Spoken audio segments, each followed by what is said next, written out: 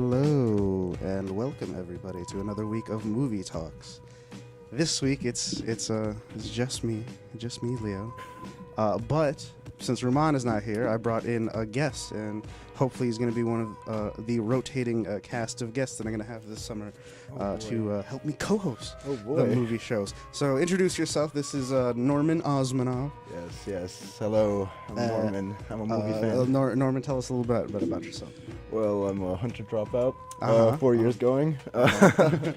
Been friends with Leo for a while now, and I really love movies, Leo. Hey, all right, so do I. All right, so because you are the guest, and because I generally enjoy you, I had you pick. I had you pick this week's movie. So, what movie are we talking about this week? Even though we already heard the trailer for it. I don't feel at home in this world anymore. All right, and this is a 2017 movie by what's his name? Macon Blaine. And it is on Netflix. Yes. I didn't watch it on Netflix, but it's on Netflix. Subverting capitalism. Yeah, you know. I didn't pay for that VPN for nothing. But yeah, and it stars. Oh shit! Let me turn off my phone. It stars Elijah Wood and somebody else. I forget. I don't know what her name is. I haven't. Neither do I, but I actually do really like her. Yeah, she she was the main character. She looks a lot to me like what Macon Blaine looks like, or whatever his name is. Let me actually have this information up so I don't look like such an asshole. But please tell me just really quickly, why did you choose this movie? Why did you like this movie enough to make me watch it for this goddamn show? Well, just because this came out this year, and like my friend had recommended it to me, and I wasn't really expecting much of it. I'm a big fan of Elijah Wood. Everything is illuminated. Lord of the Rings. The list goes on. But my friend recommended it to me and was like, all right, I'll watch it. Enjoyed it way more than I thought I would. Just from the title alone. It's just such a real movie, as like I like to say.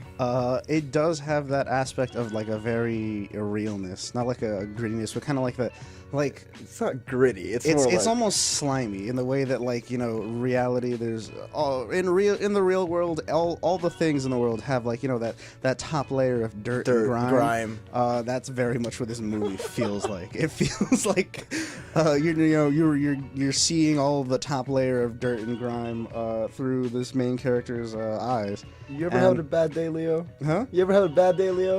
Yeah, I've had some bad days. Yeah. That's what this movie is. It's just one bad day, leading to another and another and another. And it was a very interesting series of events. So it starts off with which I thought this was fantastic. So the main character, she's this woman. Ruth. She's a nurse or a nurse's assistant at an old folks home, or like in what is it? Post-op care. Yeah, assisted help him.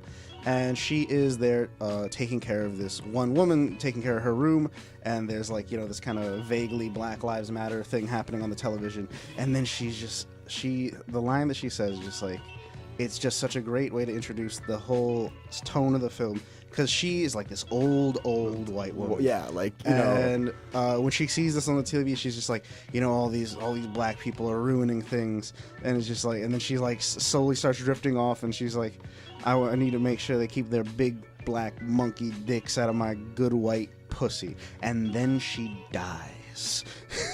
I mean, those were literally her last words. She just died in her bed of old age. At least they kept it away from her good white pussy. That's all I can say. And it was basically the whole tone and I guess thesis of the film is people are assholes to each other. So can we just not anymore? I feel like it goes a little further than that. I think it definitely does. But that's how they pose. They pose the question to the audience of, everybody sucks. Why do we have to be so shitty to each other? Everything would be so much better if we just weren't assholes to each other.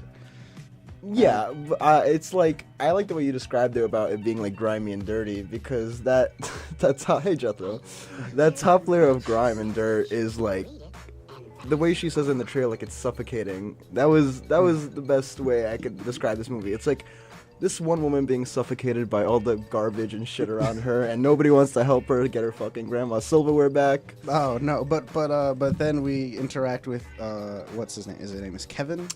Kevin, who's played by Elijah Wood. And the talented and master Elijah Wood. I do love Elijah Wood. Ever since he stopped doing Lord of the Rings, he's been doing weird shit, and I love it when actors do weird shit. The things that I notably know him from are Sin City. He's in Sin City as this kind of like a powerful henchman of like one of the top guys. He's like really creepy and weird, and he has like long nails, and he's really agile.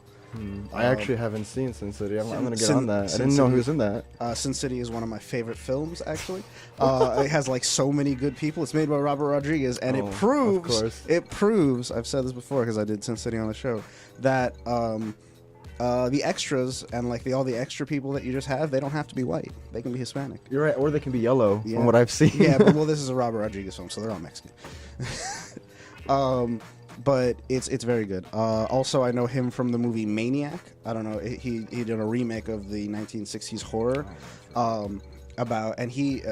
He plays the serial killer, and the movie is in first-person view. It's from his point of view, and his psychosis and his going and murdering women. Well, you know what? Elijah Wood does seem like the type of person to just go around and murder women. Yeah. He's just like that weird guy who lives in your block that nobody talks to. Just like in this movie. Yeah, in this movie. So in this movie, he plays this kind of like weird, awkward guy. And the super metal. Yeah, he is for like he's still Elijah Wood. He's still this scrawny little shit-looking dude. He'll get blown over by a stiff wind, but because Ruth, the main character, her day ends with her house being robbed. She goes around and starts talking to people, and she interacts with this guy. Oh, actually, yeah. Well, her house is robbed, and nobody is willing to help her. Yes. In fact, the police officer tells her it's her fault for having her stuff robbed, for leaving the door open. Because, that's how the police work. But rather than, just like sitting at home, she goes around the neighborhood trying to find out, has anyone seen anybody? And she walks across this lovely gentleman, Elijah Wood, who is a bit eccentric, I'd say. I wouldn't go eccentric. Eccentric implies like some kind of fun. You don't think he's fun? I thought he was hella fun. I think he's just weird. He's just straight up like awkward and weird. Weird can be fun. Awkward and weird can be fun. But actually, that is something I want to say about the film. Everybody in this fucking film was just a little bit awkward. The only people who weren't awkward were like the worst people. And everybody else was just like really kind of awkward and didn't know how to deal with it. I think the thing that really hammered that in for me was so after she gets robbed, she goes to like visit a friend, and like she tries to tell the friend's daughter, like she's tried to tell a friend's daughter like a bedtime story, and then like breaks down in the middle of it because her house got fucking robbed and doesn't know how to. Sorry, I know you're trying to sleep, but I have some shit that I'm dealing with right now. And then so eventually, like her husband comes into the house. He's kind of surprised that she's there, and it seemed like her being there because of emotional well-being is not uncommon. But he just kind of like didn't know what to deal with it, and he just kind of like just trying to brush it off, and he was just awkward the whole time. I think that adds to like the theme too. I mean, like honestly, how much like when somebody actually asks you, "Oh, are you okay?" How often do they actually give a fuck? This like, is true. Honestly, they're but like, I think there. This isn't even like the awkward like I want to ask you, but I don't really give a fuck. It's more of just like I really don't give a fuck, but you're in my house anyway, and you're crying in my daughter's bedroom, so like I have to deal with it, but I don't care enough. Okay, so goodbye. I'll see you later. I'll see you next week again. Same time. So basically, after that, she gets involved with Kevin. She tries to find. She goes down this route of vigilante justice, where she tries to figure out where her where her laptop is, because she has a location device on her laptop. also her grandmother's silverware. Yeah, and her grandmother's silverware. Those are like the two important things that were stolen. It was. I feel like it was more the silverware than the laptop. Though. Yeah, like she was really focused on that. I think it like out of the possessions that were actually taken, I think she cared much more about the silverware. But I think it really was just the principle of everything. She really just wanted to like for people not to be assholes and to not take her shit. Just don't fucking come into my house and just go through my shit and steal grandma's silverware. So yeah, and so then she gets involved with Kevin, and they try to confront the people with the laptop, and that goes horribly.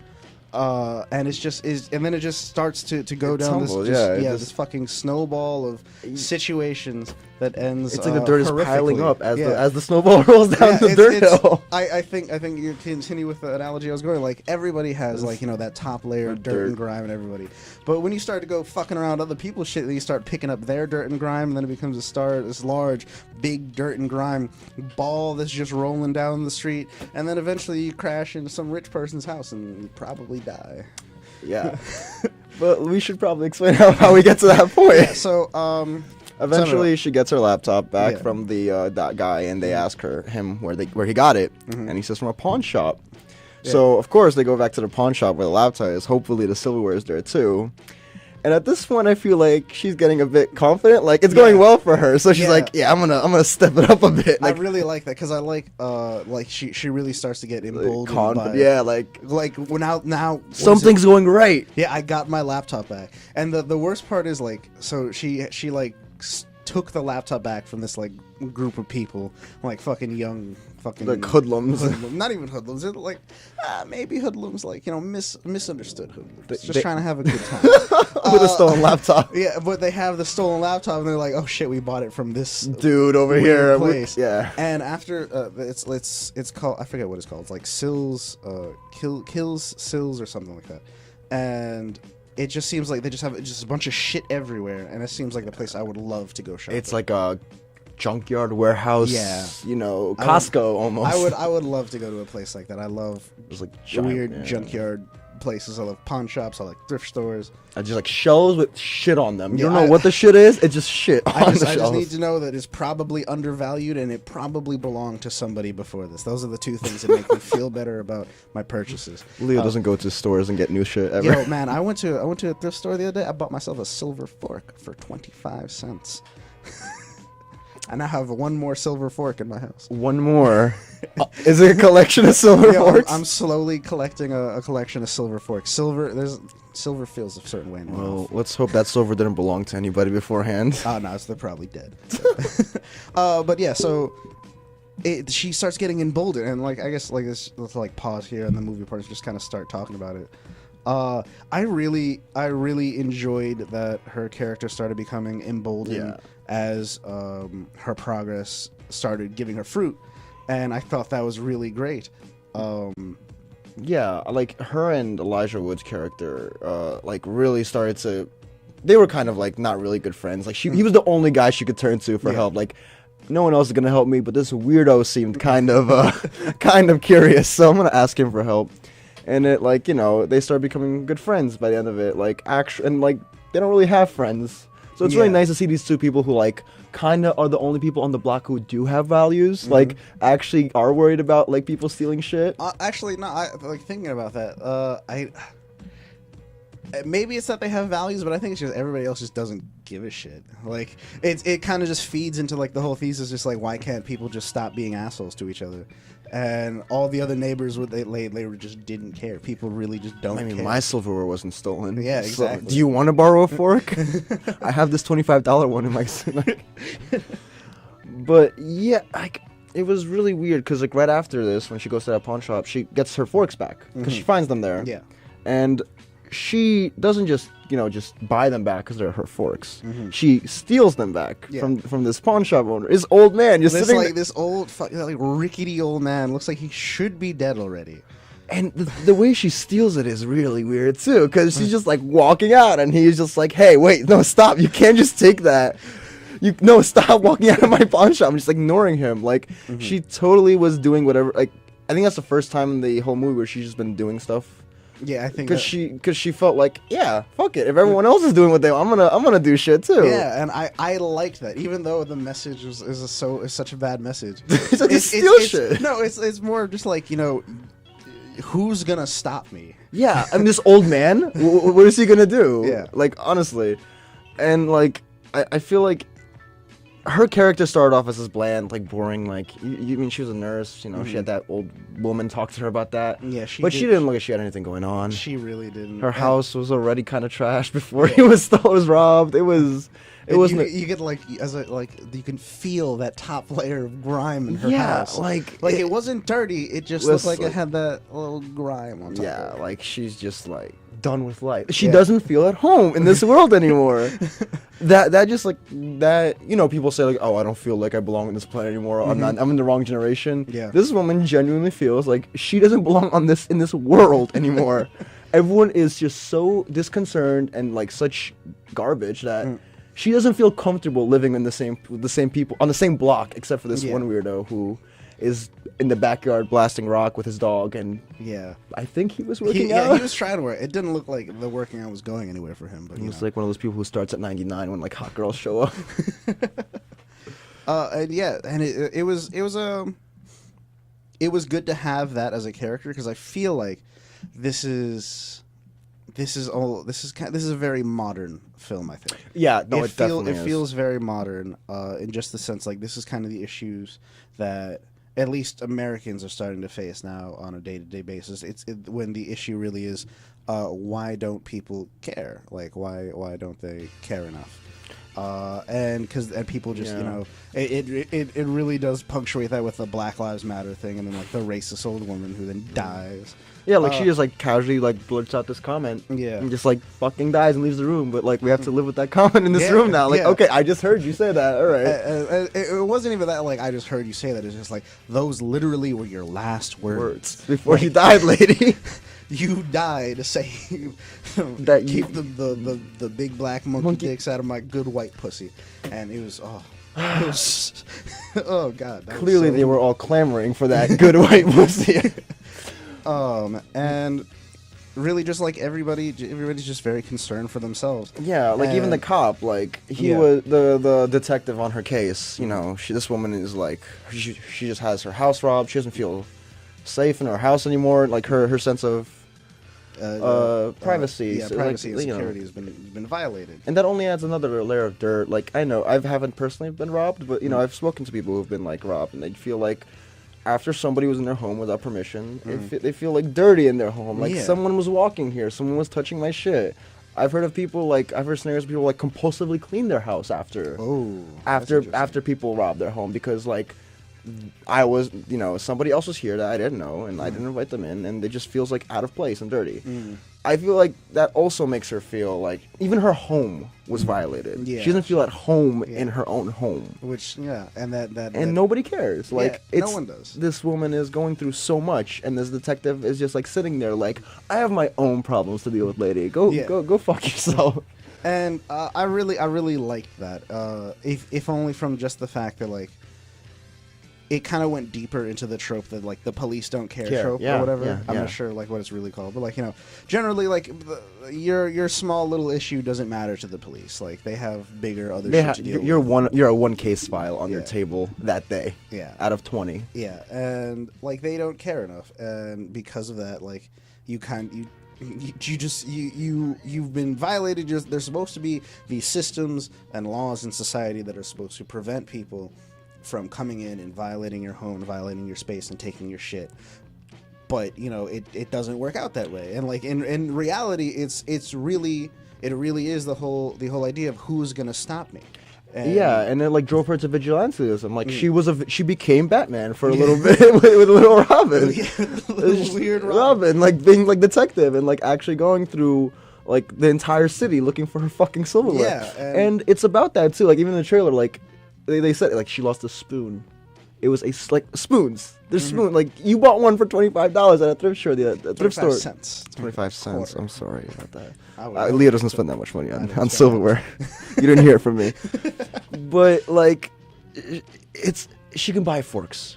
And like even the sentimental aspect of her, she didn't look like she cares about her grandma. Yeah, she really didn't. It was the principle. Like I want my fucking forks back. Give me back my fucking forks. Although if anything, I really enjoyed when she did finally find the forks, and then she opened the lid. Like as soon as her hand touched lid, and like it was like one or two frames of it opening. It just like turned to like a flashbacky scene of just like a low shot of her aunt, and her aunt seemed like that kind of like. I think it was a grandmother, wasn't it? Was it a grandmother? Yeah, I believe it was a grandmother silverware. But it just seemed like the kind of eccentric, like almost like old money white woman. But she seemed, yeah, like you know the type, like the yeah, I know old the type. money, not new money, like old money, like Upper East Side money. Oh. But it just really felt like it was just that like little bit of inspiration that attached to her heart, and I really like just that like little like a couple of second like 2-3 second scene like right after she opened it and then it cut back to the other scene.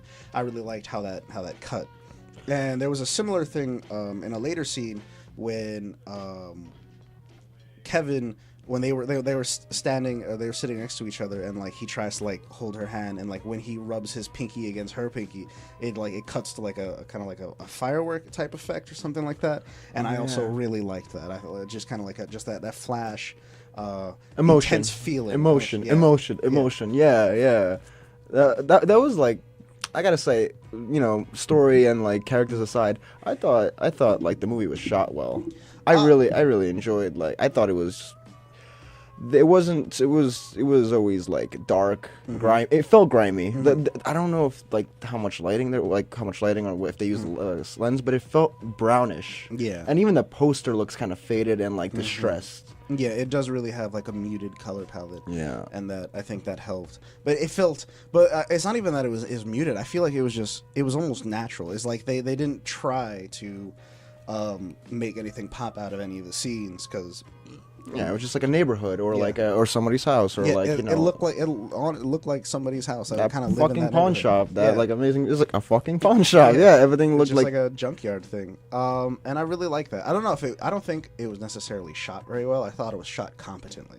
Because there were some scenes where not even that it was wrong, but it was just like where both Kevin and Ruth were in frame, and it would be them talking to each other, but the focus would switch between them as they were talking. So, and like it does go along with where your line of sight would be, like when the other person's like before the other person starts talking, it focuses on them, and then it does that. But I feel like there was one scene where they were in a car, and I'm pretty sure it switched the focus on them at least like 12 times. And I don't know about that. Maybe that's just a me thing, but I feel like that was a little bit excessive. Otherwise, I thought it was shot it was almost plainly, like kind of like but it wasn't necessarily trying to be too artistic about it. It was just like it was getting the job done. Well, I also but I think on that note, I don't think this movie is like too artistic. It almost felt pulpy to me. Like it was like it was on top of it being a Netflix movie. In Netflix's giant catalog. Yeah, it was something I threw on one night. Saw a trailer. Somebody told me about it. Saw the trailer. I was like, I'll watch this. It was like it's one of those movies too. It's a quick. I think it's almost 2 hours. We've done like close to it's an hour and a half. It's an hour and a half. There we go. But like it's fun. None of it has that theme. It's not overbearing with it. It has a nice little ending to it. I don't know about nice, but you don't think you don't actually no. Getting to the ending. So okay. We'll just kind of cut through. We didn't even discuss the side story of who actually stole the laptop. Yeah. So let's get into that. So the side story of who actually took the laptop is just this kind of like shit kid who was just like going around robbing things. Well, shit kids and this one older experienced shit adult. Yeah, and it felt very strange because this man, it was almost like very slightly cultish because they introduced the whole bunch of them. Ew, I noticed that too. Yeah, they first introduced the guy who's going around robbing things. He's at another party and he's at another house and he's robbing them as well. But a really high class party, like it was like a fancy like cocktail mixer too. Yeah, and he got like some jewelry out of the bathroom or something like that. And but when he returns to this old guy and this other woman, like they're like living in the woods in a van. Yeah, in a van by fireside, like in the fucking woods. and like the man, it seems like he has this kind of pull on the both of them. Like he's like a lover and father figure, like almost like a cult leader. Like they wanted to please him at all points. Because like he came and he showed him the jewelry. Like, you know, it wasn't like nobody got cuts. It was like, here's what I got for you, and like it was all, he was the mastermind behind that entire little group. I think was there implication of drugs? There was. I think they were doing like meth or something. That's what it was. Yeah, they had that glass pipe, or like something that you would eat, that they would smoke from the glass pipe they had over there. But so it seemed like one of those, like, you know, situations where like an older man was controlling these two younger kids through drugs, having them, probably because, you know, they're less inconspicuous. I mean, less inconspicuous. Or, you know, they're what is it? Impressionable use. Exactly. Impressionable use. There we go. The thing is also you wouldn't stop them as if you saw that guy. He was like balding. He was, you know. Yeah, he looks real fucking slimy. He looked weathered. He looked weathered and slimy. Yeah, he looked dirty. There we go. He looked like he had that grime, extra layer of grime on him. But this kid was like stopped at the party, but like he was there for a while, just like just going through shit, like going through, and like that woman was like, "Hey, do you belong here?" But still, he was just casually going through people. Like, yeah, he really just like he just went along like he belonged there. And I really enjoyed it how it was like the same thing with her at the pawn shop. Yeah, with her with the silverware, he's like walking out and being told like, "Hey, stop! You can't do that." And once again, it really just reinforces this whole idea of the film, like, who's gonna stop me? Like, nobody cares enough to stop you from doing wrong. So why not do wrong anyway? But the thing is, like, then everything goes to shit. But their motivations are so different. They are. And like I feel like. But at the core of it, it's the same. What drives them, or like that final thing that drives them to actually take the action, is just that whole idea: who's gonna stop me? Like. Nobody was gonna stop them. Nobody tried to stop them, or like the only person who really tried to stop anybody were people who it was directly affecting. And you know, in power struggles, like if you're more powerful than the other person, you can just do whatever you want. Yeah. And there's supposed to be those things in society that are supposed to stop, like the law and the police and law and order and all shit like that. But you know, when it's just you and another person in the woods, like who the fuck's gonna stop either of you? On top of the whole motivation thing of like the kids are motivated by drugs, and Ruth and Nick are motivated more by, you know, just getting their shit back. I thought it was interesting how like when he was stealing the jewelry, he looked very confident. Like when he was doing it, he I think he punched the host of the house. Yeah, he actually like, knocked the shit out of him. Yeah, after he was finally confronted, and he walked out and he got what he wanted at the end of the day with the. I forgot what I was about to say.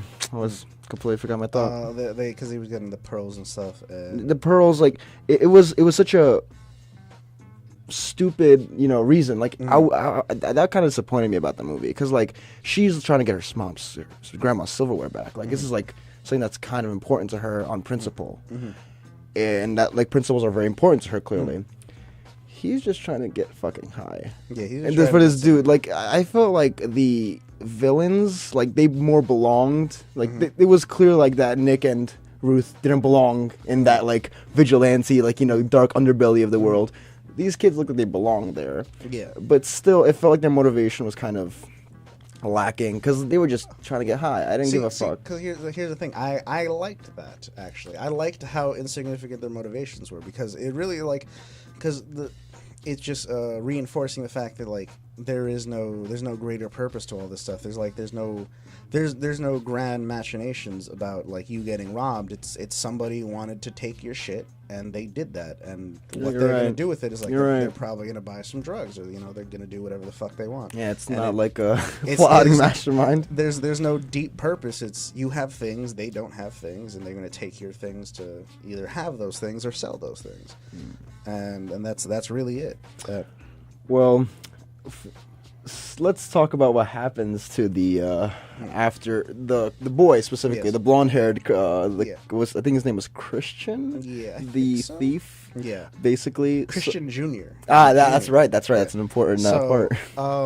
So they're tracking these guys down. They figure out who they are. They get the license plate number, and they're like they go to this house that the license is registered to, and when they get there, they learn that this is registered to this person. Mansion. Yeah, it's a mansion, by the it's way. a mansion. The person doesn't live there like at all anymore, and that he's the son of somebody. I actually really like that scene because I also liked it a lot too. The woman, this woman opens the door, and she's like very welcoming, like clearly like a trophy wife, like, oh yeah, come in, I need to talk to someone, and they're impersonating police officers too, so it's like these two guys walk up to your door. One of them is Elijah Wood, and one of them is this other woman wearing a fucking hoodie. She's wearing just a gray hoodie and a t-shirt. Yeah, like it. I don't know. This movie always emphasizes like these people don't belong here. They don't know what the fuck they're doing. They've been getting lucky for a long time now. For like a couple days in a row, they got lucky, and they're really pushing their luck.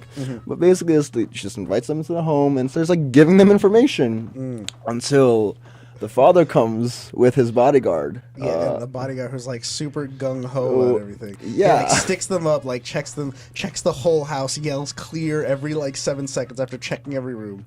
You don't know who these people are. Like clearly, these are out to get him and his billions. And they're like trying to confront these people, and like this was really when it just cemented that nobody cares. Yeah, because the father, the man who owns the mansion and the car is the father of the thief, Christian, the young man who was stealing the pearls in that house, and the one who stole Ruth's silverware. Yeah. And he just goes on this fucking rant about how, like, are you stupid and naive? Like, what do you think you're gonna do? What do you think you're gonna do? And then he's just like, all right, listen, I'll pay you for everything. Just get the fuck out of my house. And she's just like, no, fuck it. I want to talk to your son and tell him he was a fucking bad boy. I thought that was like, it only cemented the whole ideal. I can't, like, yeah, you are idealistic. You think you're gonna talk to this kid? He's gonna feel bad. He's a meth addict. And it was just really good. I really enjoyed that aspect, and just like also the housewife when she let them in, like when the husband came in and she was just like, she just didn't care enough. Yeah, she's like, oh, you fuck me every night, and then I wake up and you're gone, and we just like go do this thing. And like when she said, "Oh, I'm talking to the police," she turned back and winked at them, and I was just like, "What?" And then it's just like, she for real, just she knows that they're not the police. Like, it's very obviously like these people do not look like the police at all. But and then he just starts like insulting her. Like, you fucking stupid! You think these guys are like, he's in on like. This is like one of those things where like you're watching a movie and something goes on screen where you're like, does anyone else think this is fucking weird? And then somebody calls that, I'm like, yeah. Okay. And then when she said that they were the police, it's like, did you fucking stupid? You think these people were police? It's just like, well, I was bored. Yeah, I want to have. I knew these fucking idiots. Look at this motherfucker with his rat tail.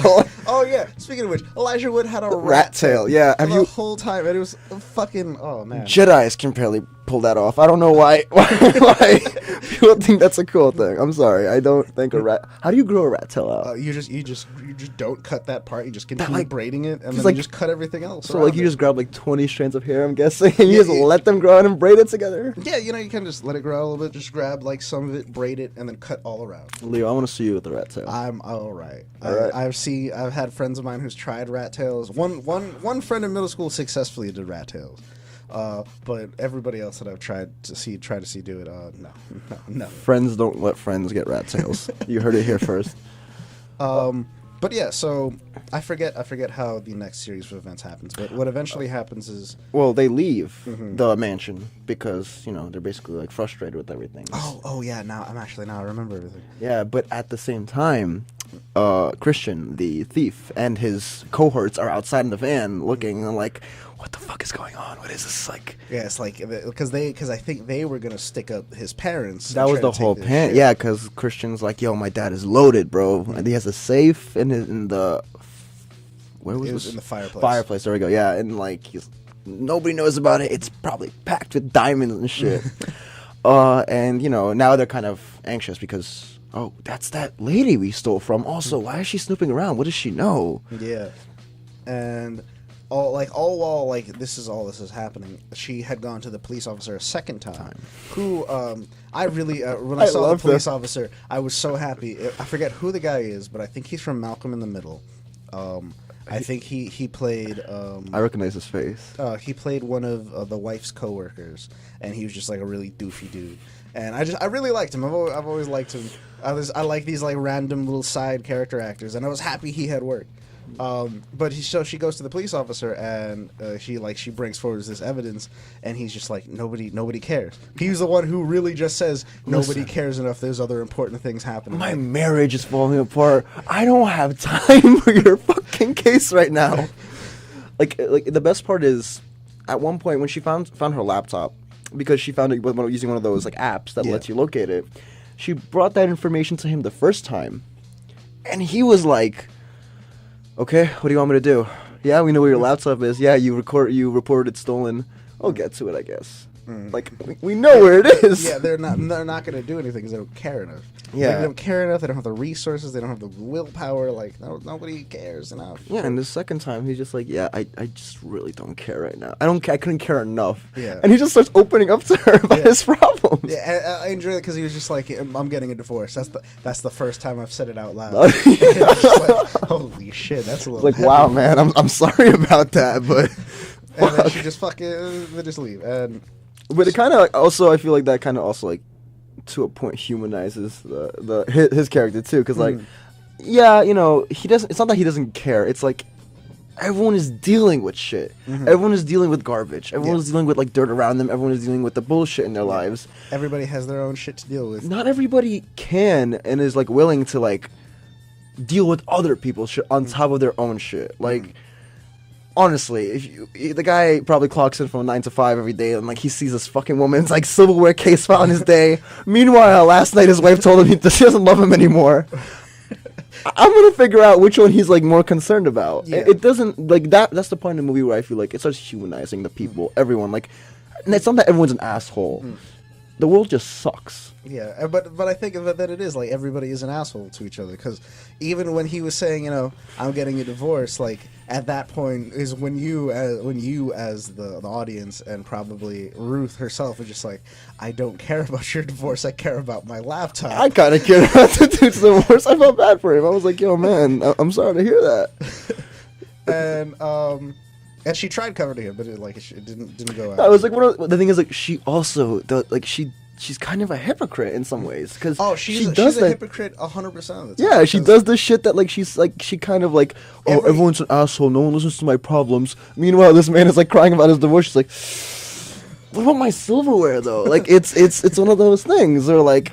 Yeah, she's concerned about her problems too. Yeah, and like another thing, like the first point when they did is when they got the laptop first and they took it from the people, and when they took the laptop, I was just like, but what about these people? Like that looked like a MacBook. I don't know, like what kind of like whatever they were saying it was, but like that looked like at least it was some monies that these people paid for. Probably maybe not in good faith. They know what they're getting at this place, but like they paid money for that laptop. Yeah. And then the rightful owner's coming in and be like, that laptop's stolen. I'm taking it. Also, I knocked your friend's teeth out or something. Also, like she just doesn't care. About, she doesn't care about them. Like, because in my mind, I was thinking, what about them? What about like this guy probably dropped like a laptop isn't cheap. He probably dropped like $200 on that, even if it's used, and like. Nah, it's mine. Also, that fucking the guy who owns the pawn shop, the silverware, like well, I don't know about that. I mean, he probably knew it was stolen, but like still, he paid. It was a transaction in good faith. There was a transaction and she's just stealing it, and that was one of the saddest parts about it. Like, you kind of feel happy for her. Like, yeah, you get your silverware back, lady, but at the same time, like, all right, this old dude who can't even like catch up to you is like, wait, no, stop stealing from me, like. And then, so in that scene, like, because he tries to grab onto her and then she pulls she breaks his finger. Yeah, she like smacks him in the side of the face, but then because of that, I thought it was a very interesting power dynamic in this specific scene. So he's like she's very deliberately walking away towards her car with the silver case, and he's trying to like chase after her. This very, very old man. He grabs her by the arm and then she pulls and tries to jerk it off, and then she ends up smacking him in the face with the big old wooden thing full of silverware. And he starts bleeding, and he like hits the floor, and then he gets up, and he's just like, "Why would you do that to me? You hit me, blah blah." And then he grabs her hands and then breaks one of her fingers. That's right. And I looked at it, I was just like, "That's brilliant. That's wonderful." It doesn't take a lot to break somebody's finger, and if you break somebody's finger, it is a very damaging thing as a human. Humans, you need your fingers to function properly. Also, it kind of fucking hurts. Yeah, it does. It does hurt a lot, and I really enjoyed that. He grabbed her hand, broke her finger, because it's not like he can beat her up, but he can still damage her in return for getting damaged himself. Yeah, no, that was the thing. He was like, "Why would you do that? You were stealing from me. You hit me. That's fucked up." And then when he breaks her finger, she's like, "Why would you break my finger?" Why would you break my finger? I don't know. Maybe it's because you're stealing from me. Exactly. Assaulted me. And then he gets punched in the face again. Yeah, and by Kevin. And then after that, everybody's just like, "Oh shit, the owner got punched in the face, he's knocked out." Everybody just starts taking shit and running. Yeah, because oh man, I kind of like this shit. Guess what? Who's gonna stop me now? Who's gonna stop me? Yeah. And it was just, I really just the way that this movie works with power dynamics. I really enjoyed that. Just the more that we're getting to talk about it, the more I'm just like figuring out, this is really fascinating. Just the full extent of just nobody cares who's gonna stop you. Those are the two things that are truths in the world almost, or at least in the current society that we live in. And you really can do almost anything. Because who's really gonna stop you? Yeah, honestly. And also speaking of power dynamics, that scene where the bodyguard has them at gunpoint in the living room, and the thief's dad is saying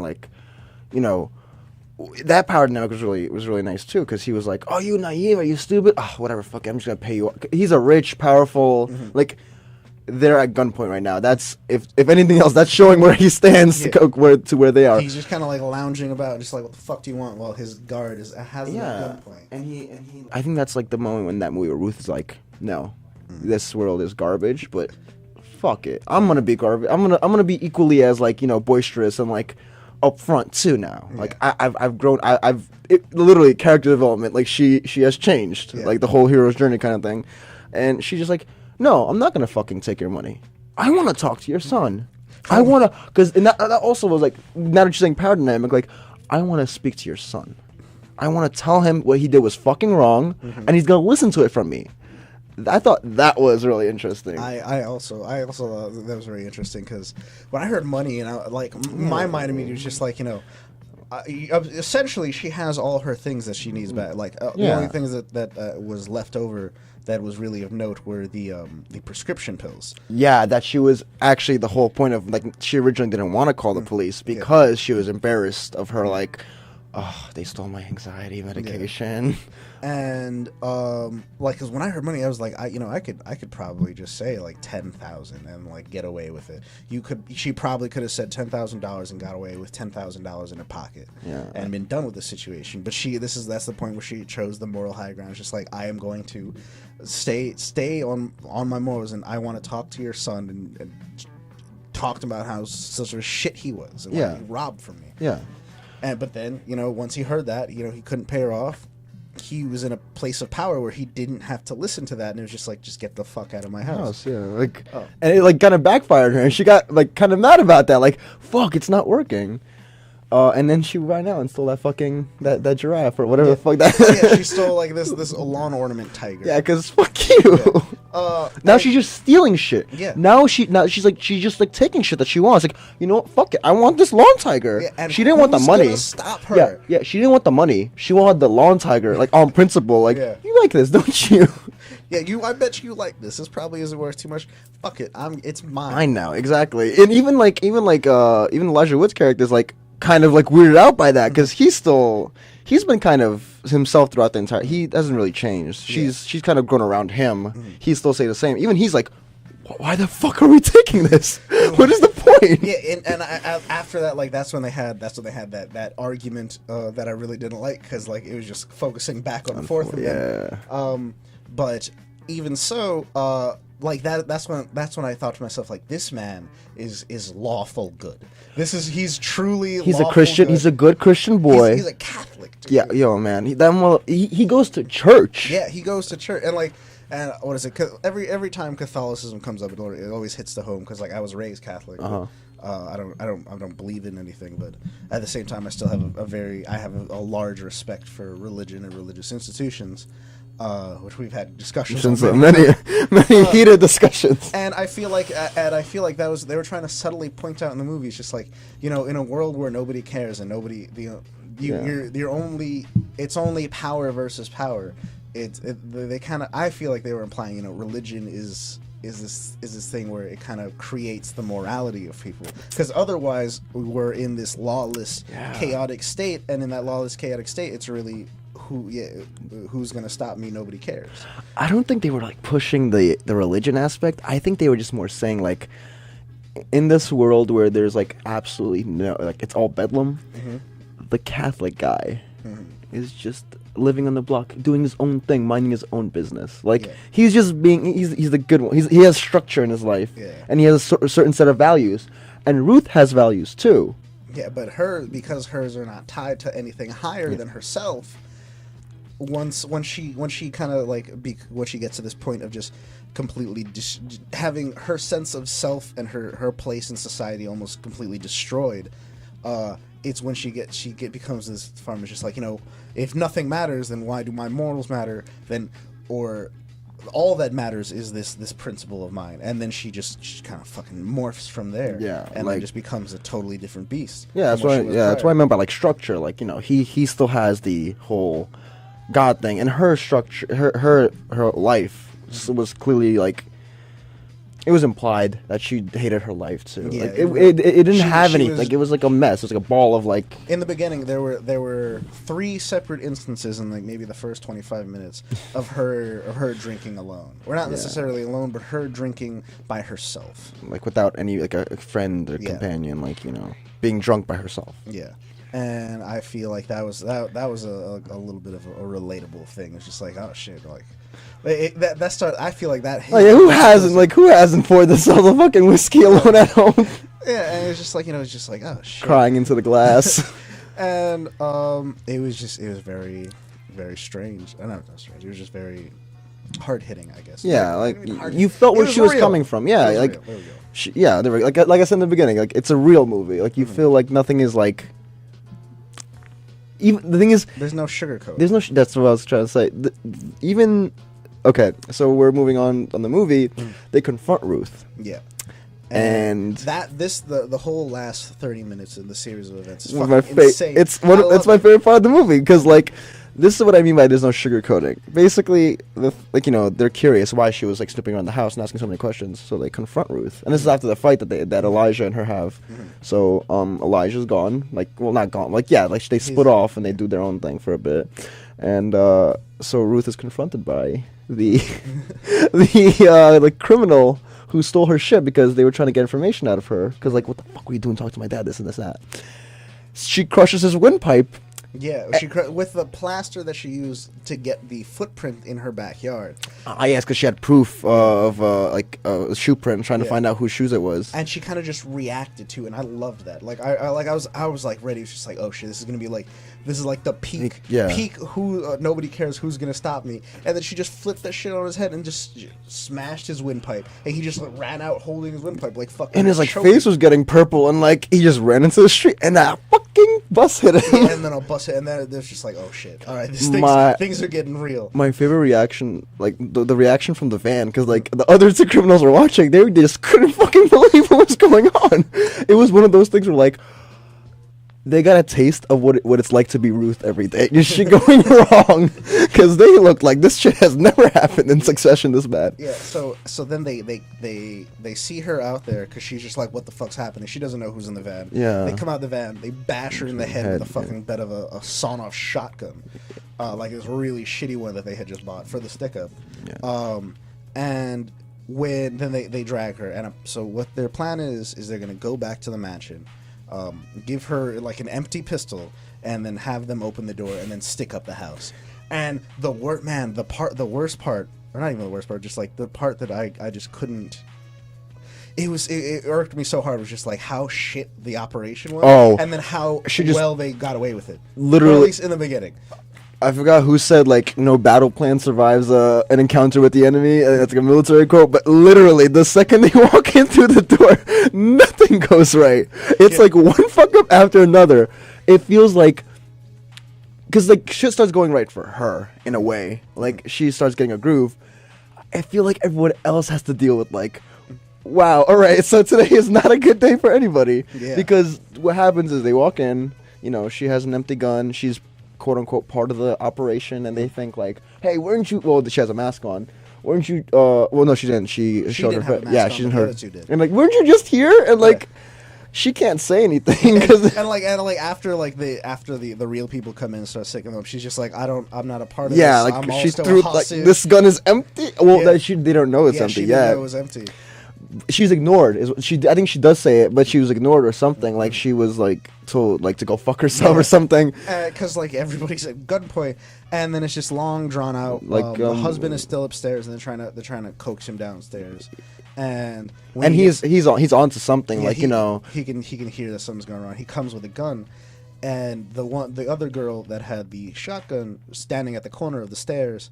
And when he comes down the stairs, he comes out gun first, and then she blows his hand off. Yeah, that was really gory and unexpected. I didn't like the bus hitting that kid was new. Yeah, I wasn't expecting this fucking. Yeah, no, it was really graphic. Like they shown the hand getting blown the fuck off, the splintered bone and everything. Yeah, it was really. And then the security guard tries to get a hold of the situation. He pulls up the pistol that she threw on the floor. That Ruth threw on the floor, the empty one. Yeah, he tries to shoot the other guy, pulls the trigger, fucking empty gun. He gets shot once. I really enjoyed right after that. So he gets shot once in the stomach, and I didn't know if he had like a vest or like some kind of protection. Because he's a bodyguard. Yeah, but he got up and then just fucking fierce yelled and then just tried to tackle him, and then they were struggling for the other guy's pistol who did have bullets in it. Yeah. And then he gets like shot in the neck and then just fucking dies. And then like everything's just going to shit, and like it's just a long drawn out thing of them just like trying to get him to open the safe. And he keeps on telling them there's like nothing in there, you guys are retards, and he opens the safe. And it's just it's just like it's a bunch of papers and like a little pistol, and that's like it. And that's all that's in the safe. They're mad because they were like, okay, not only did we lose one of our guys in this, it was all for nothing. One person is dead, one person is main. We have to kill them. Like they've seen our faces. Yeah. So it's like one of those situations where, what the fuck are we gonna do now? Yeah. You're all in a room with what the fuck now? Do we leave? Do we just? And I don't know. I think the weirdest part about that scene is that Elijah Wood's character comes back. That's right, to save the day. Like, you know. But he doesn't really save the day. Instead, what happens is he gets fucking stabbed a bunch of times by the girl. She has a fucking switchblade on her. And her gun backfires. Her gun backfires because they have a shitty shut-off gun. Yeah. And it just blows up in her hand. And then like everybody's dying. So basically, the only people in this room who are who are still alive. The father, the Christian's dead. So the only person who is alive in the room right now is the main old thief, Ruth, and Elijah Wood is bleeding to death on the floor. Yeah, he has a bunch of stab. He was like stabbed like at least seven times. Yeah. So at this point, Ruth tries to, to run away because she's still undamaged. Yeah, she's just kind of like just beaten and bruised, but that's about it. Well, she takes Elijah with him. Yeah, with her. So she's trying to escape with Elijah Wood. The other guy, he got shot in the stomach with the last altercation with the father, and they're like chasing him with the minigun that he had. Yeah, that he had in the. Well, by minigun we mean the small pistol in the safe, not a minigun. And then it's like she's trying to bring Elijah Wood, who's been stabbed a bunch of times and is bleeding out, trying to run away. Like they can't run away because he has the gun. But every time he shoots, and I really like that, the little pistol he kept on missing. Not only one because he had a bullet wound in him, and two because little pistols like that have shit accuracy from they're meant for up close. The thing that I liked about like the whole she was like carrying him around, and she had to be realistic. Like, there's no way I'm gonna get away with him on me. So she just left him there and like hit him as best she could. Yeah, and I really enjoy it because like they finally finish the scene. She beats the guy. He dies. Well, he gets bitten by a snake. She throws a rock at him. He falls into a pond. There was a snake in before. Snake bites him and eventually kills him. And she runs. She gets away. Yeah. But she comes back to find Elijah Wood, and it looks like he's dead. Basically, like, but she's still like dragging his body. She has to bring it over to a lake, bring back to the car, get it to the hospital, and then it kind of cuts to like in the future. She's having a small barbecue at her house, like her friend and her husband and their daughter, and she's just like, are you all right? And she's like, yeah. And then she doesn't respond to anything, and then she turns around and sees Elijah Wood's character, Smokey with his big light behind him, and I'm just like. I thought to myself, man, that's a really nice effect, like a really good practical effect for like, oh, he's dead now. But then they kind of switch it out, and it's just like, oh no, he's just manning the barbecue, and there's smoke everywhere, and there's literally just a light behind him. And I felt like that kind of cut into the movie. I liked it a little bit less since that Elijah Wood was alive. Honestly, did you really? You were hoping he died? I thought it would have been much more important if, like, he just died. And, wow. Because she was crying, mourning his death, like, bringing him back after like everything was said and done. Well, the thing is, at the end of the movie, the last thing he says to her is like, "Hey, let's go to my church." Like, it's like it almost like we were talking about the structure that he has that she doesn't. It's almost like he's like, all right, now I'm going to introduce you to. I thought that was a really good ending. Like, I'm going to give you the structure that I have in my life, and now you can be happy and nice and calm, like just like you want to be, and you don't have to resort to fucking vigilantism and like shooting people and robbing people. You can just be a good Catholic like me. Yeah. I thought that was a sweet ending in principle. I thought that. Now that you brought it up, it kind of does push Christianity a bit, but I mean, like, I didn't just kind of for like Christianity pushing. It was more of just like I like my bad endings. I like my everybody's dead endings. I like my things are worse now than when they started endings. I've always been a big fan of that. Oh man, I don't personally believe all things should have a happy ending. Because like life is shit sometimes and shit does go wrong. Yeah, and that's kind of what I liked about this movie. Like, there were a lot of the way people died is just shit just went wrong. Shit didn't go according to plan. Like, nothing really happened the way it was supposed to. The operation didn't go like it was supposed to. Like, those guns didn't work like they were supposed to. Her original attempt to go talk to the father, like, to find out whose van that was, didn't go as it planned. Nothing went as planned in this movie. Everything is just a fucking mess. Yeah. And I feel like, near the end, she's content. That's why she's just like, yeah, I'm good, And I'm with Elijah Wood. I'm back in my neighborhood. Grandma's silverware is here. Also, it was nice how she saw her grandma's ghost. Yeah, I like just that little bit. The grandma's ghost guided her back to Elijah Wood. Yeah, exactly, because she was kind of in the middle of the woods in the middle of the night, didn't know how to get the fuck back to the. And she was like, did you know that if you walk in the woods naturally, and you will naturally walk in a circle? Leo, I actually did know that. You did? Oh, fantastic. Somebody told me this several times. Was it me? Yes, it was actually. All right, well, good. I'm trying to make sure that you don't get lost in the woods and don't walk in circles and die. Leo's looking out for me. I do that a lot. I get lost in the woods. Also, if we're talking about things looking out for people, everybody drink water. It's summer. It's very important. That's another thing. Hydration is key. Very, very key. Leo, I think you're going to have a better time at having a radio show where you just give people life facts. And, like, water's good. Don't always stick to the right side of a maze to escape it. You walk in circles in the woods, leave a bread trail. Eat your vegetables, and herbs are dope. Those are also some things. Coffee makes you poop. Yes. So does ginger. If you have a lot of ginger, that'll happen as well. I actually did not know that. Yeah, so be careful with your ginger intake. Don't have too much of it. So what would you rate this movie, Leo? I would say this is like a solid 7.75. Oh, I think I gave it maybe even an 8.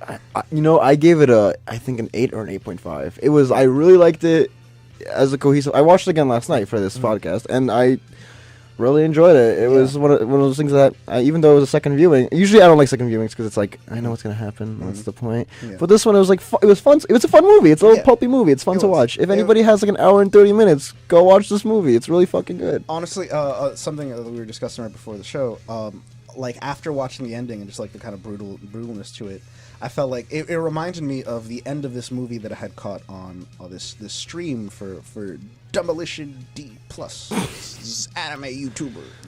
Plug. Shameless. Demo D Senpai, notice me. But every once in a while, like he doesn't make videos anymore because he hates us.